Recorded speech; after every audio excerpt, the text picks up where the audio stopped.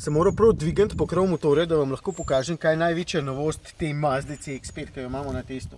Ta motor, Skyactiv G, oznaka je 194, ker ima toliko konjev, oziroma 143 kW moči, v bistvu je pa to 2,5 litrski 4-valjni bencinski motor, nič turbo, ki ga prej sploh ni bilo v ponudbi. V bistvu je fajn motor, ker je prav prijeten, ker ni turbo in je lepo odzivan, niti ni preglasen, samo včasih pa še to zaradi menjalnika, edino poraba ga matra. Smo se precej lepo vozili, pa je še vedno 9 litrov pa pol.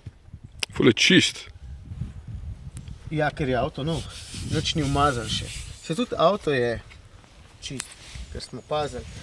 Sicer pa Mazda CX-5, se ta avto že dobro poznate, še vedno je eden bolj prijetnih teh srednje velikih križancev, prostora kar precej, prtljažnik ima 500 litrov, pa noter je taka zelo eminentna, občutek na volanu je fin, lepo se pelje.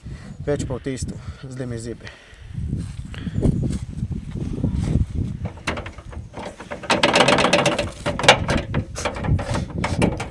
Tok te zebe.